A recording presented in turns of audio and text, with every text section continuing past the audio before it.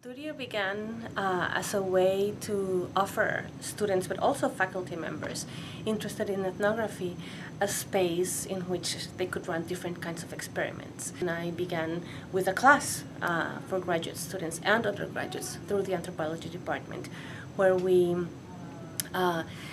experimented and took chances with techniques that are not commonly associated with anthropology. So students constructed micro-installations where they had to materially conceptualize an ethnographic question that they had to also construct, so just not only describe it through text, but materially make it happen, and confronting the limits of concepts and theories through physical experimentation with all sorts of tools and materials.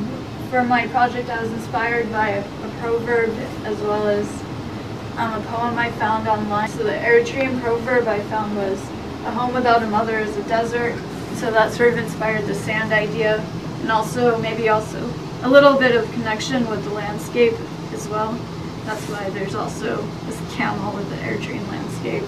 I'm really interested in this because I'm interested in that space outside of religion, or trying to find a coherent vernacular sense of the word secular, what it means to be spiritual but not Muslim, and whether the university can fit that space as well. So that's the question that I'm asking with my installation.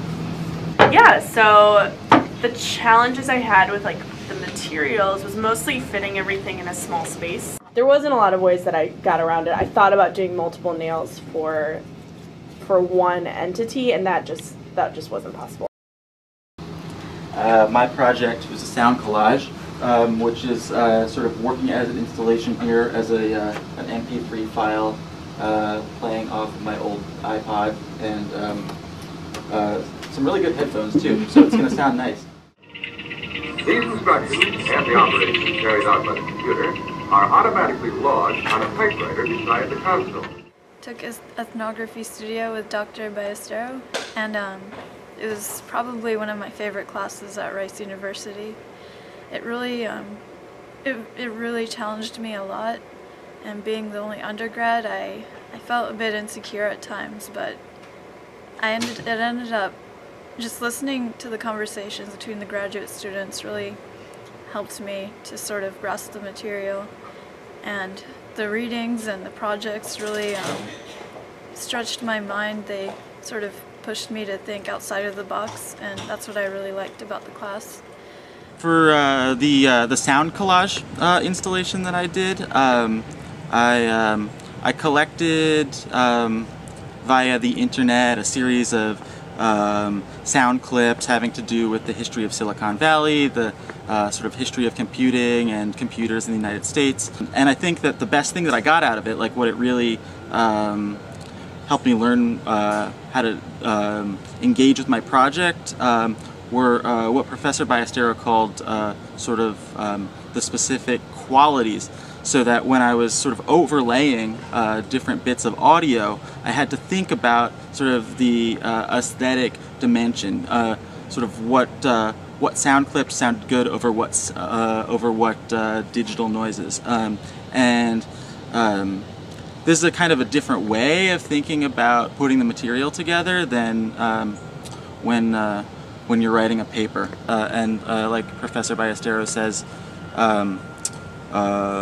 the Ethnography Studio project is really about sort of engaging the materiality of our projects in these experimental ways and making ethnography into experiments. So that the idea of the studio is to provide a space for experimentation that asks participants to conceptualize their research projects, not necessarily through text, but through alternative modes, genres, or instruments. That is useful because it really moves us from our space of comfort with text, and it opens new possibilities for this really creative moment in which students find themselves, which is the moment of designing their research proposals or their research projects, not their proposals. I think this course works really well as a companion course to a proposal development class and to a methods class. So it does not replace either of those. It's a different space where different work is being done.